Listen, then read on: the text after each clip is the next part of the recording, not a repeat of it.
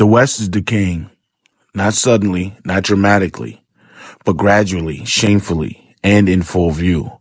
This is not the ruin of buildings or borders. It is the collapse of meaning, order, and virtue. The institutions are still standing, but the spirit is gone. The body moves, but the soul is withered. And most don't even notice, or worse, they celebrate it.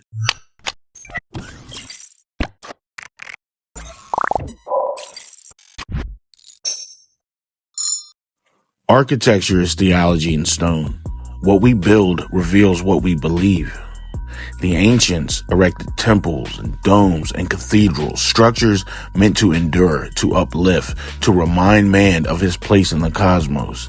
They understood that beauty was not a luxury, but a necessity for the human soul.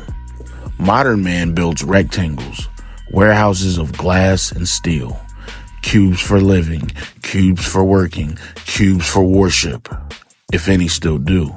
Our cities are not sanctuaries, they are data centers and consumption hubs. When belief in transcendence dies, the skyline follows. The Orthodox tradition affirms that the material world is not neutral. It is meant to be sanctified. A wall can become an icon. A room can become a temple. But the West has traded sacred space for efficient square footage. This isn't just ugliness, it's despair materialized. The narrative is simple. Borders are arbitrary and all cultures are equal. But the result of this delusion is not unity, it is incoherence. Mass immigration into a civilization that no longer knows who it is creates not diversity, but entropy. A multicultural society without shared metaphysical foundations becomes a battlefield of competing truths. The West does not integrate, it fragments. We don't teach newcomers to revere what we once cherished because we ourselves are ashamed of it. So what fills the vacuum?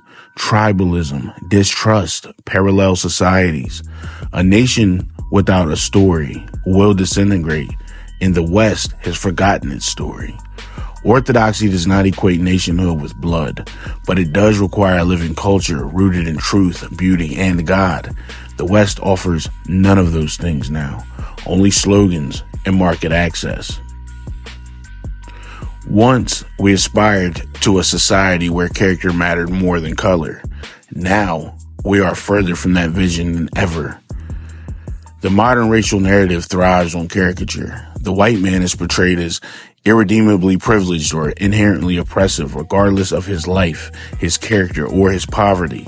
The black man is portrayed as inherently victimized, or worse, as a permanent emblem of violence, fatherlessness, and dysfunction. These are lies, cruel, reductive lies. The media doesn't show you black fathers reading to their kids. It doesn't show poor white men working brutal jobs to feed their families. It shows you conflict. It shows you bodies on pavement and protests in flames because division pays and despair clicks. Race is no longer a part of our story. It is the story, and that's by design. Orthodoxy teaches that every man, regardless of race, bears the image of God. That image is what gives dignity, not grievances, not narratives, not hashtags. The moment we lose that, we stop seeing people and we start seeing weapons. Education was once a sacred task, the shaping of souls toward virtue, discipline, and wonder. Today, it is the bureaucratic programming calibrated to produce ideological conformity and economic compliance. We have 10-year-olds learning about surgical procedures for gender dysphoria, but can't find the one who's read the Iliad. Classical texts are called oppressive. Math is even politicized. History is rewritten by people with TikTok attention spans. But most disturbing is that the system doesn't aim to elevate anyone. It aims to equalize by flattening, by lowering the ceiling, by removing excellence in the name of equity. Orthodoxy calls this the inversion of logos. Disorder replacing order. Confusion replacing clarity. Our ancestors built schools even that pointed towards heaven. Ours now point to the HR departments. The modern West despises masculinity. Strength is called toxic. Authority is abusive. Virtue is patriarchal. Men are told they must apologize simply for being men, and so they shrink. They withdraw. They become passive, anxious, addicted, or effeminate. The archetype of the father has been ridiculed. The warrior has been demonized. The priest mocked. And in their place, we are given soy-faced influencers, suburban nihilists, and porn-addled boys with no direction, no duty, and no fight. This isn't accidental. A society that neuters its men ensures its own collapse, and that collapse is already here. In Orthodox Christianity, the masculine is not domination, it is sacrifice, it is order, it is guardianship, and above all, it is crucifixion of the self. That vision has been lost, and it shows. Political discourse in the West is performance art, two wings of the same bird squawking at one another while the nation hemorrhages meaning. Policies no longer emerge from moral principle, but from optics, polling, and corporate interests. People are not led. They are marketed to. The state no longer disciplines or dignifies. It entertains, manipulates, and surveils. The citizen is now a consumer, the voter a statistic. Leadership has been replaced with branding, and beneath it all, there is no shared moral vocabulary, only resentment. We have more data than any civilization in history and less discernment than any people before us.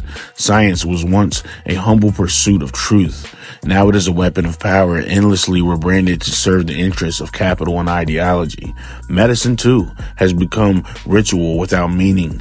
Doctors are priests of a dying order, handing out pills for despair and procedures for identity crises. But it's not healing. It's just sedation. Orthodox Christianity warns us when the soul is ignored, the body will be abused. When truth becomes political, even facts become negotiable. Wisdom is no longer taught. It is replaced by consensus, and consensus increasingly is madness.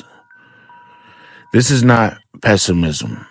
It is clarity. The West is not simply changing, it is unraveling. It is not progressing, it is disintegrating. The signs are everywhere. The architecture, the art, the children, the men. The silence of churches, the noise of the algorithms. But while civilizations fall, the church endures. Orthodoxy does not offer you nostalgia, it offers resurrection. It does not promise national revival, it calls you to personal repentance. Christ did not come to preserve empires, he came to save souls. You don't have to collapse with the West. You can choose order over chaos, light over confusion, and truth over narrative. You can choose to stand.